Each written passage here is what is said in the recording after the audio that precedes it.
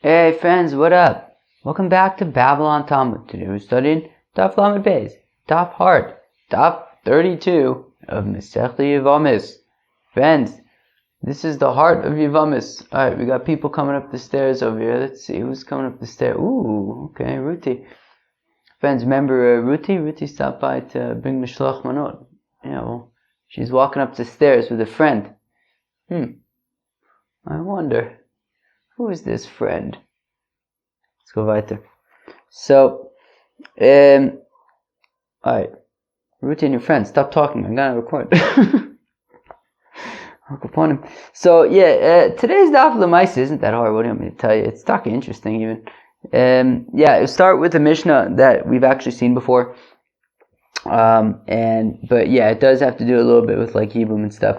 Okay, says the Mishnah on Daf Lamed Beis Amud Aleph, about 8 lines into the page. Shnei achin desuin shtei achayos v'omeis echad mein v'achar kach meisa ishto shel sheni harizo asura olav v'lomis hol v'neso olav sha'achas. We saw this the other day. So, Reuven, get over here. Shimon, come here too. Sorry, Rivka. Alright, so Reuven's married to Sarah, Shimon's married to Rivka. Sarah and Rivka are sisters. Fine.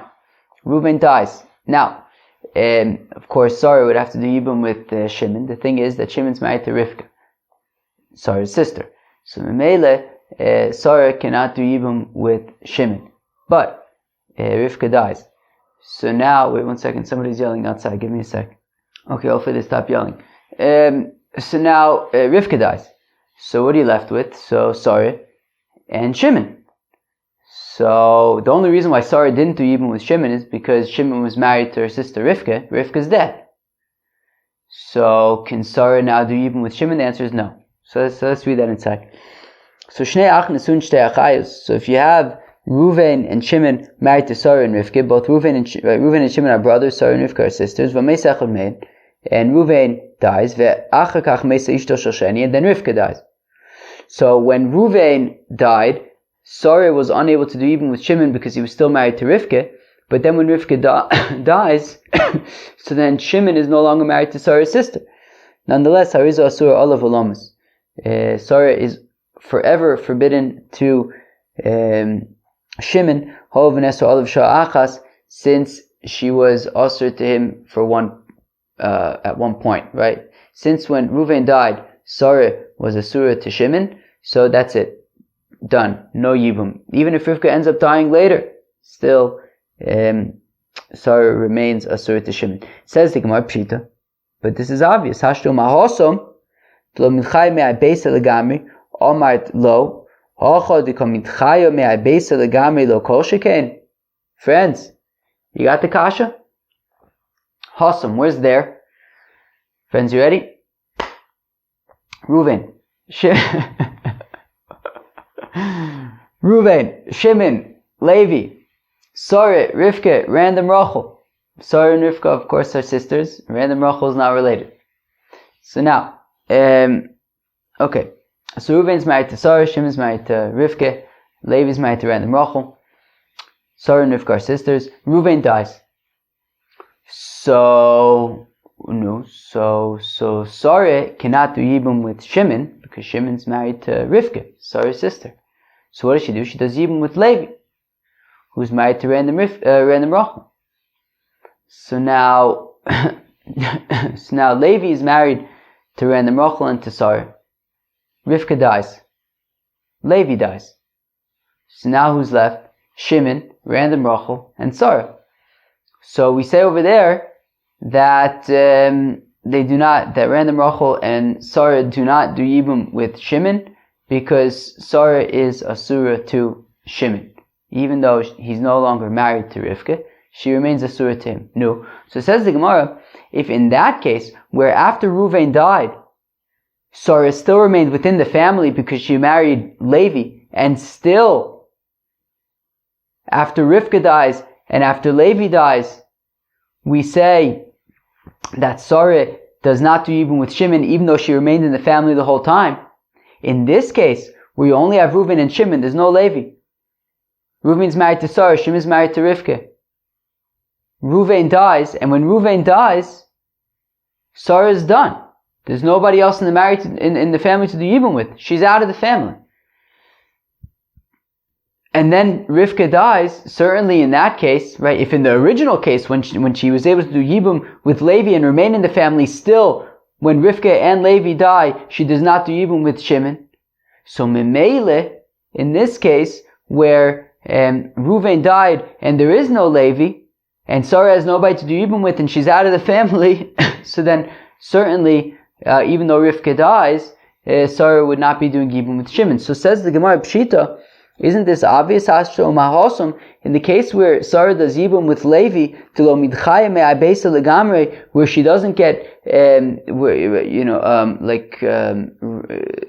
she's not left out of the family. She doesn't have to leave the family entirely, right? She can't do Yibum with Shimon, but she can do Yibum with Levi, and she remains in the family. Omart lo, and still you say that when Levi dies, she cannot do Yibum with Rivka, with Shimon, since he was married to Rivka.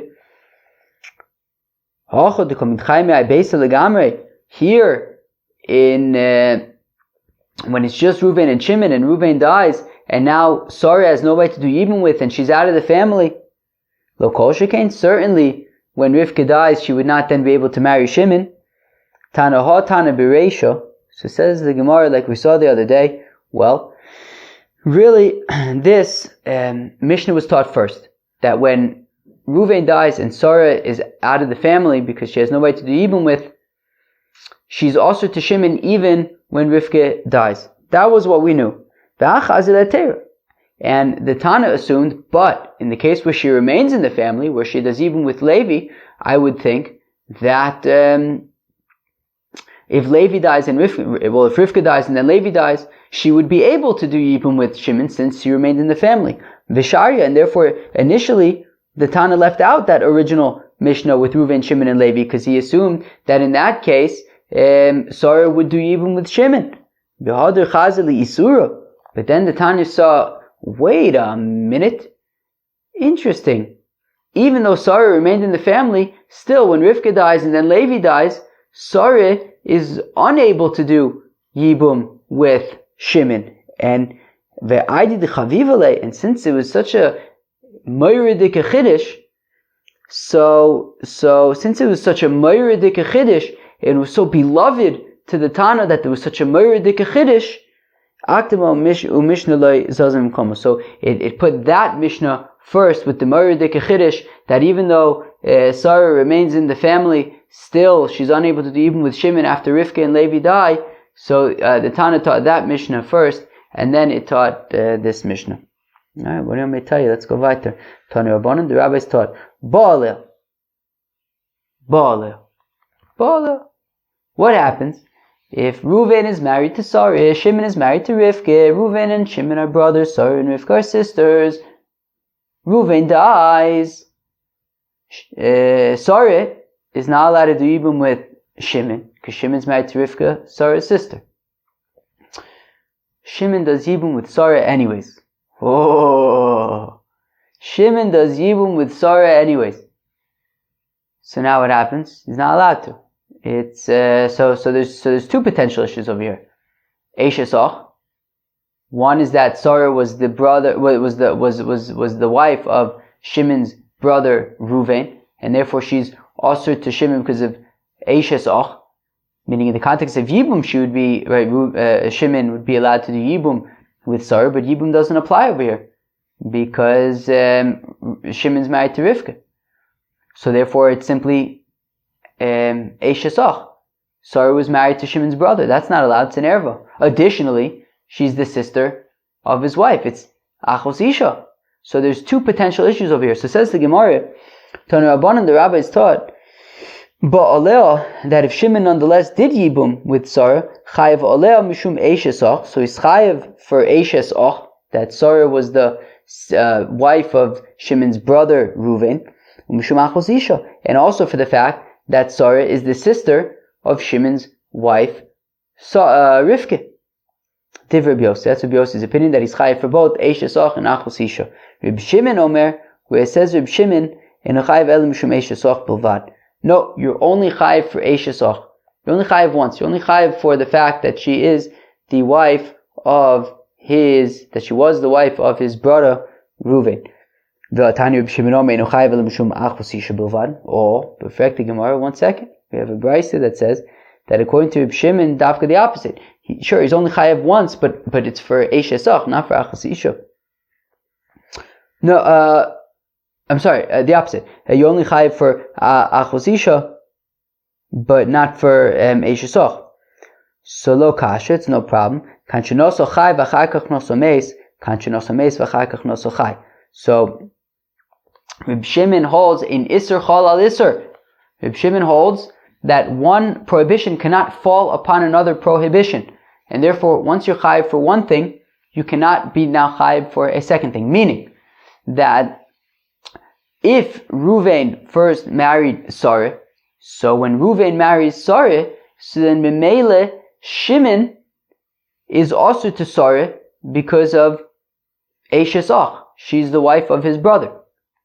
When Shimon then marries Rivke, so now Sarah is additionally also to Shimon because she's now the sister of his wife, Achos Isha. However, he was already also to Sarah because of Eish Esach. We do not add the Isser of Achos Isha to that. And therefore, when Reuven first marries Sarah before Shimon marries Rivke, and then Reuven dies, Shimon, and if Shimon does Yibum with Sarah, even though he's not allowed to, it'll be Chayav for Achos Isha, it'll be Chayav for Eish Esach, not for Achos Isha. However, if Shimon first married Rivke, which means that when Shimon marries Rivke, he's Asura to Sarah because of Achos Isha, she's the sister of his wife.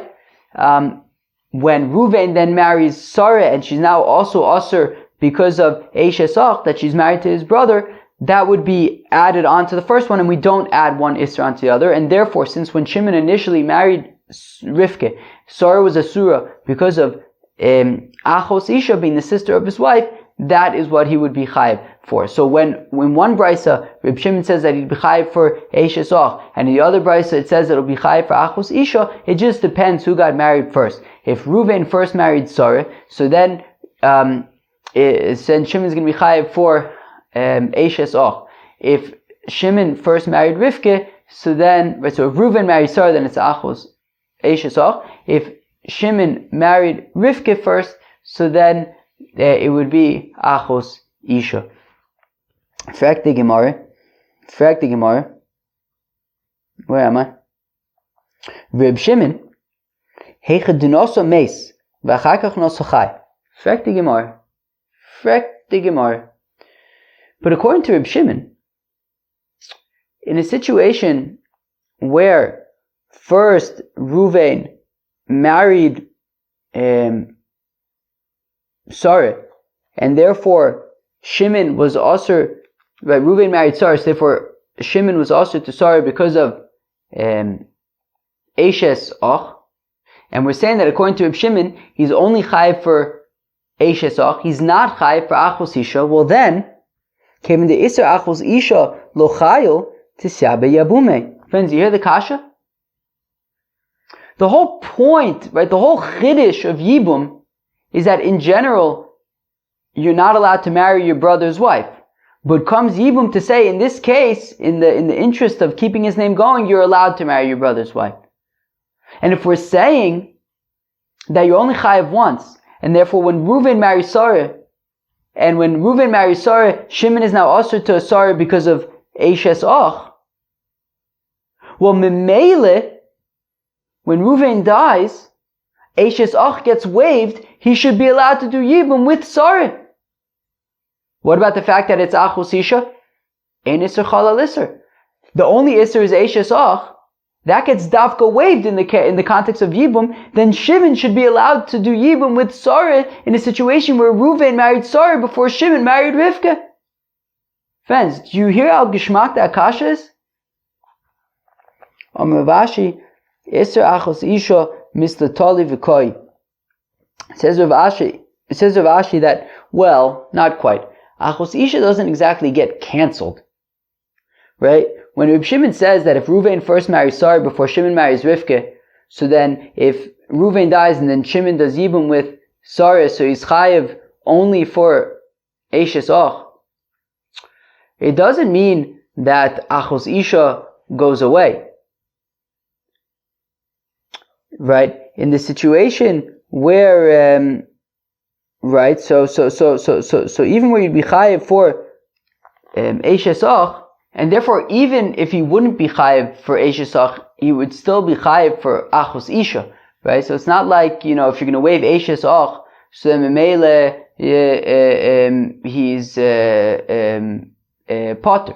No, if you waive Eishes Och, so then there's still Achos Isha, which is next lined up, and you're already be chayiv for that. And therefore, Ipaka Isur Eishes Och, also Isur Achos Isha, v'chayiv v'ilkoch lo paka. That in the event, right, so meaning, so Ravashi's kasha is, right, Ravashi's kasha is, well, one second. If you're telling me that according to Reb Shimon, if Reuven first marries Sarah, so then, Shimon, when he does Yibum with Sarah, is chayiv for Achos Isha, and not for Eisha, no, for Ischai for Eishes Och, and not for Achos Isha, but shouldn't Eishes Och be waived, and therefore he should be allowed to do Yibum with Sarah? The thing is not quite. Because even though Ein Isser Chalal Isser, but at the same time, if one of them gets waived, then the other one would just take its spot. So in the event that Eishes Och would get waived, so then Achos Isha would then be next in line and would stand in. And therefore, because it's not like he's going to get out of it, so therefore we say that he's chayiv nonetheless for Eishes Och, and it doesn't get waived, because even if it gets waived, then Achos Isha is just next lined up and it'll be chayiv for that. So since there's really no way of him getting out of it over here, so Memele, says Reb Shimon, when Shimon does Yibum with Sarah, he's going to be chayiv for Eishes Och. So now the Gemara asks like a pretty geshmak kasha. V'sav Reb Yossi Isser Chalal Isser. Whoa. Does Reb Yossi really hold Isser Chalal Isser? Reb Yossi had said that if Reuven is married to Sarah, Shimon's married to Rivka, Sarah and Rivka are sisters, Reuven dies, Sarah is not allowed to do Yibum with Shimon because he's married to Rivka, her sister. And now, if Shimon does Yibum with Sarah nonetheless, says Reb Yossi, he's chayiv for Eishes Och and for Achos Isha. But is that really true? Meaning, implying that Isser Chalal Isser, that you could be chayiv for two things. In this case, Eishes Och and Achos Isha. So Reb Yossi Isser Chalal Isser. Does Reb Yossi, however, in fact really hold that one Isser can, be compounded with another Isser? V'atanya, we learn in the Brisa of Rav Sheish Bo Shtei Misos Nidon Bachamuro, that if you violate a transgression, that you will be chayiv two, right? That involve two death penalties. So you're judged for the more stringent one, meaning Isser Chalal Isser, right? That you're chayiv for both, but obviously, unfortunately, we cannot kill you twice. So we have to make a difficult decision. Which death are we going to present you with? Are we going to smite you with? Are we going to kill you with? Well, the more gruesome one. I mean, why should we simply strangle you if we can, burn you or something? Well, okay. Well, alright. So it says the Tanakama, we'll just give you the more gruesome death. Reb Yossi, Omer says, Reb Yossi, Nidon Bezika Rishona Ba Olav. Whereas Reb Yossi says, wait, no. Not so simple. I know everybody wants to have a good time, but there are rules over here. We give the fellow the first one that, right, that shows up. The first one to show up is the one that we go with, i.e., it's not like the Yischai for both and we choose the more gruesome one. No, the fellow is chayiv for the first one that comes up. What does that mean? Vitani, we learn in a Brisa. So what does it mean when Reb Yossi says that we judge him with the first one that comes up? So, Chamoso v'naisis eishes ish. So, what if, for example, Reuven marries Sarah, and at the time that he marries Sarah, his mother-in-law was a widow. She wasn't married at the time. So, she becomes his mother-in-law. Now, sleeping with one's mother-in-law is burning. We burn the fellow. Now, sleeping with an Eishes Ish, with a married woman, is chenek. We strangle the fellow. So in this case, he was first chayiv for chamosa, right? Meaning when he got married, his mother-in-law was not a married woman, so the isser between Ruvain in this case and his mother-in-law was the fact that she's his mother-in-law. V'naisis Eishes Ish, but then she gets married, Mazel Tov, Baruch Hashem. So then she becomes an Eishes Ish, and so there's that, which is strangulation. Nidon b'chamoso. So says Rabbi Yossi, well, since he was first, she was first also to Ruvain as his mother-in-law before being an Eishes Ish, so we go based on mother-in-law, and the punishment is burning. Eishes Ish v'naisis chamoso. What if she was? Right? What if his mother-in-law was married at the time that Ruvain married Sarah? Which means that Kilu, before Ruvain married Sarah, he wasn't allowed to be with his future mother-in-law because she was a married woman. Now he marries her daughter, so in addition to the fact that he was also to her as a married woman, he's also now also to her because she's his mother-in-law. So Nidon Beishes Ish, so then the punishment will be strangulation, which is the punishment for sleeping with a married woman. So we see that according to Rabbi Yossi, a fellow is judged based on the first relevant predicament, the first relevant circumstance. So what do we do, friends? On the one hand, we're saying that Shimon, who sleeps with Sarah, right, when he's also married to Rivke, so he's chayiv both for Eishes Och as well as Achos Isha. Yet we seem to be saying that Rabbi Yossi Dafka says Ein Isser Chal al Isser, right? That you're just judged by the first one that comes up. So he says Rabbi Bo. So Rabbi Bo gives a really interesting answer. Mod Rabbi Yossi be'Isser Mosif. You got it? That Rabbi Yossi is not opposed to saying Isser Chal al Isser. Is not opposed to saying that you can have two Isurim, one on top of the other. But for us to say that you can add one Isser on top of another one, it has to be adding. And what that means is, for example, when at the time that Ruvain married Sarah, his mother-in-law was a widow. She was not married. Okay, people were talking outside, but now I'm back. So, right. So in the case where his future mother-in-law was a widow at the time that he got married, so when he gets married, so then she becomes usher to him as his mother-in-law. But to the rest of the world, she could still marry anybody else. He's usher to her because it's his mother-in-law, but she's a single woman. She can marry anybody else. When she then gets married and she becomes a married woman, so now everybody else is also asura to her, other than her husband.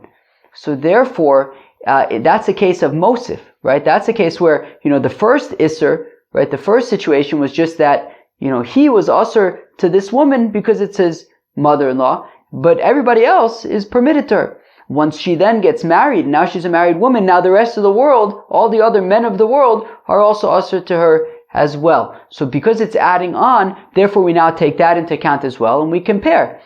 If we look at the punishment for a married woman, strangulation, and the punishment for your mother-in-law,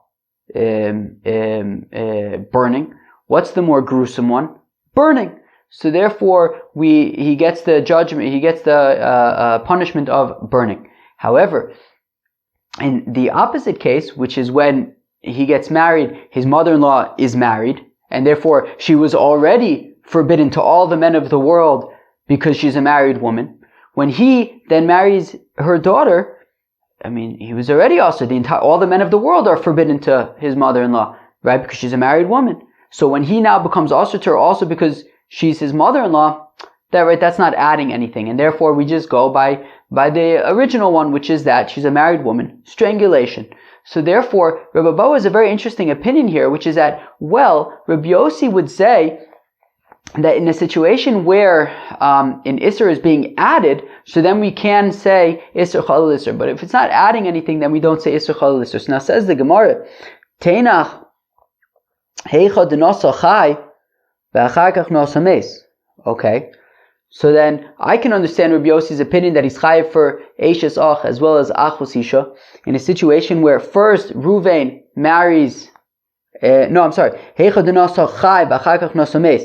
that the mace who dies, Ruvain dies, right? Who's the one who stays alive? Shimon. So where Shimon first marries Rivka.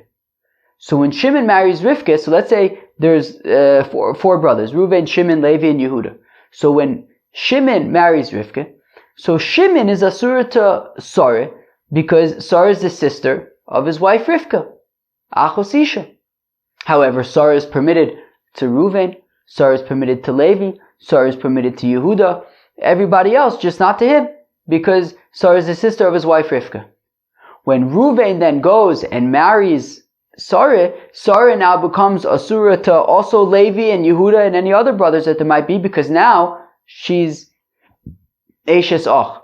So by Ruvain marrying Sarah after Shimon had already married Rivka, so then it's adding on to the Isser in that now Sarah is not just asura to Shimon but to all the brothers now, and therefore in that case we would say that there's that you'll have both Isurim because the second Isser of Eishes Ach added on for the other brothers as well. However, right, migo di itosif Isser legabe achim itosif Isser legabe dide.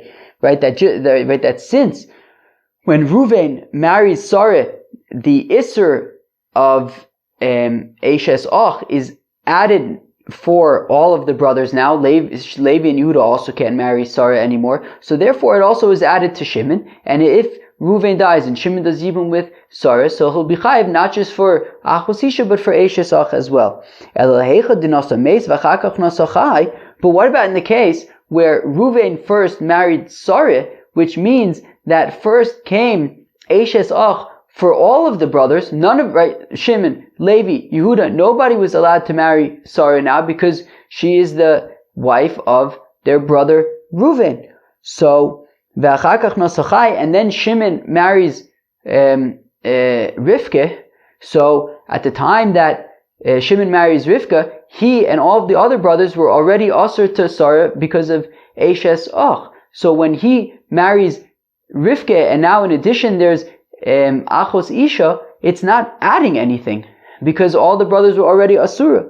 So my Isser Mosif Ika. So then what are you adding and why should you be chayiv twice? V'chitema migo de Itzer v'chulu ach vasa hai Isser v'chitema migo de Itzer v'chulu ach vasa. But maybe you'll say that, well, the chiddush is that, well, now when Shimon marries Sarah, now when Shimon marries Rivka, now Shimon is asur to all of the other, right now Shimon is asur to all of the other sisters, right? If there were Sarah, Rivka, Rachel, Leah, they were all sisters, so now none of the sisters are allowed to marry Shimon anymore, right? So until Shimon married Rivka, Rivka, Rachel, Leah, any of them could have married Shimon, but now that Shimon marries Rivka, they can't marry Shimon anymore. So says the Gemara, Hai Isser Kolelu. This isn't Isser Mosif, this is Isser Kolel.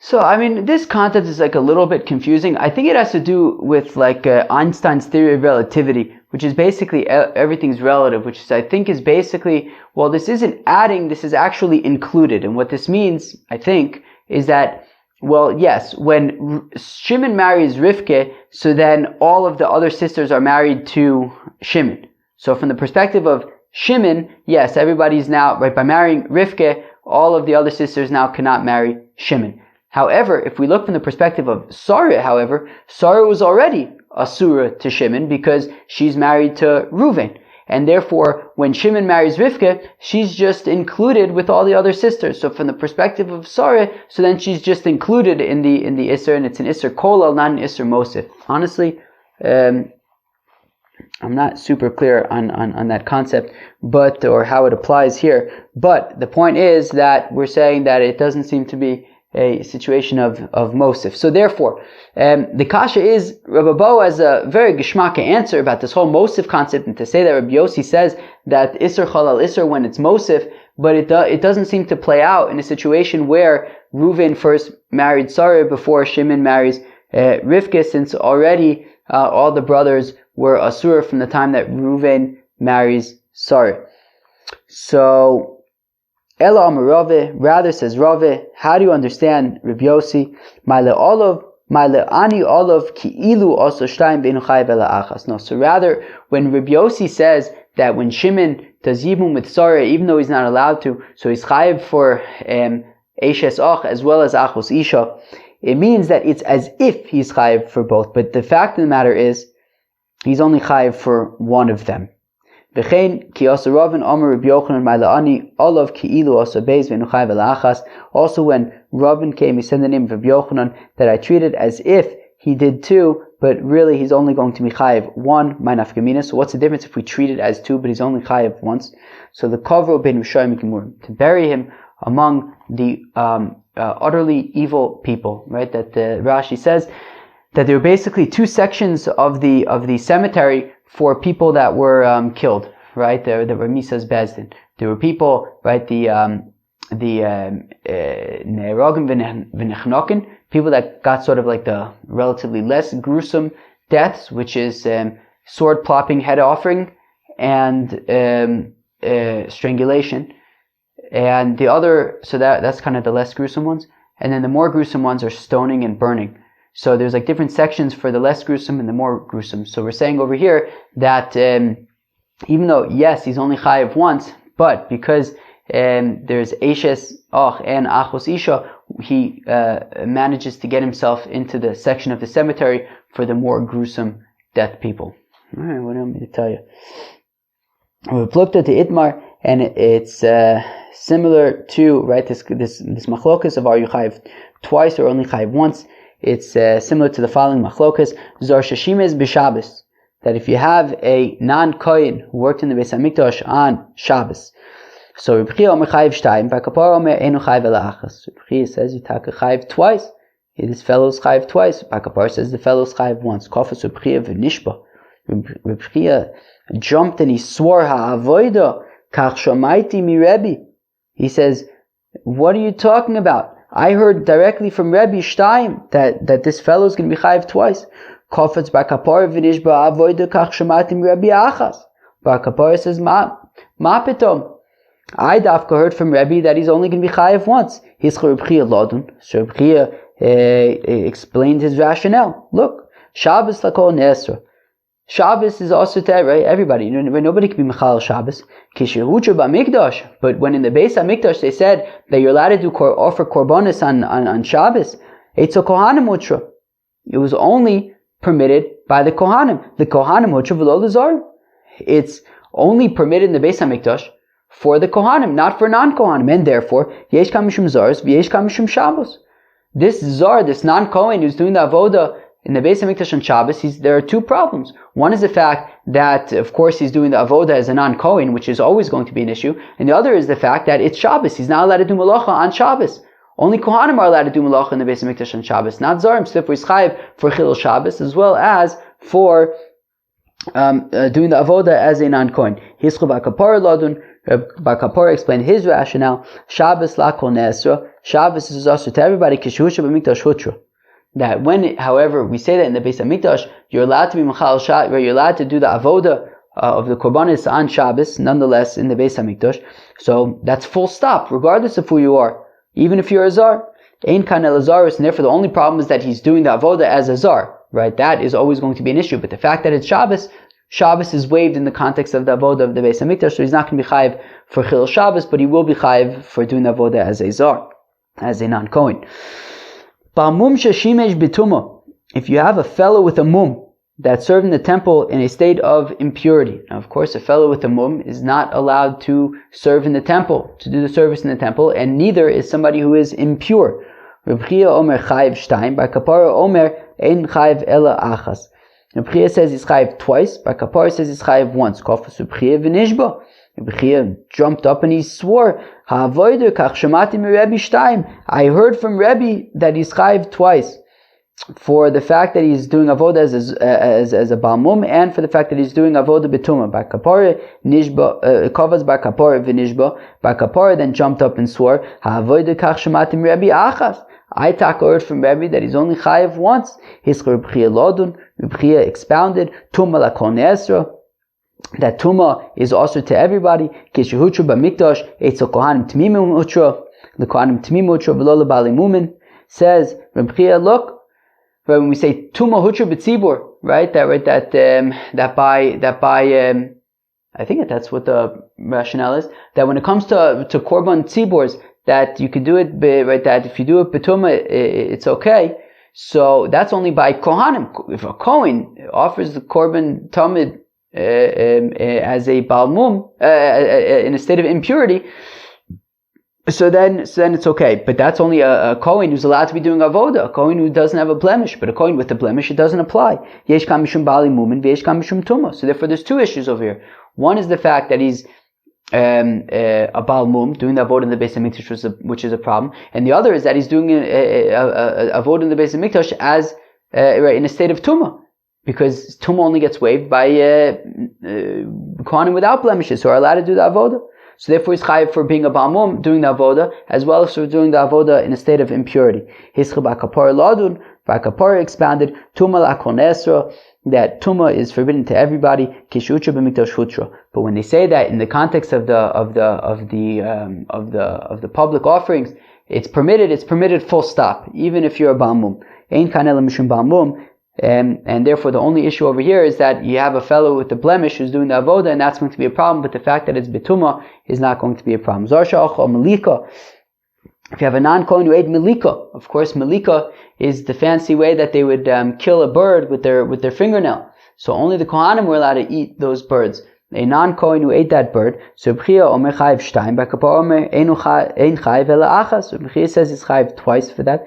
Bar kapara says he's taka chayiv once. Kafat Rebchia v'nish ba'avoda kach shematim Rabbi shtayim. Rebchia says, what are you talking about? I daf heard from Rabbi that he's chayiv twice. Kafat bar kapara v'nish ba'avoda kach shematim Rabbi achas. Bar kapara jumps up and says, ma pitom, I heard from Rabbi he's only chayiv once. Hischah Rebchia lodun. Rebchia expounded nevela lakol nesra, that nevela is also to everybody. Kishuhutra b'mikdash etzel kohanim hutra, the kohanim hutra v'lo l'zarim. That when we say that nevela, right, because malika isn't shchita, right, and therefore when we say that this nevela is permitted in the Beis HaMikdash, it's only permitted to the kohanim, but not to zarim. Yesh kan mishum zaros, v'yesh kan mishum malika. Therefore, there's a problem that he's eating this bird as a non-kohen, and there's also a problem that he's eating this malika, which is not shchita. Whereas Bar Kapara says, look, that the nevela you're not allowed to eat. When we say in the Beis HaMikdash you're allowed to eat it, so then you're allowed to eat it full stop. Even as a right, there isn't going to be a special isser of eating the nevela as a zar, but there will be an issue of eating this korban, this kachim as a zar, and that's going to be a problem. But not the fact that it's nevela won't necessarily be a problem. Friends, I got to run. That was Daf Lamed Beis of Masechta Yevamos. So hope you enjoyed. Peace out.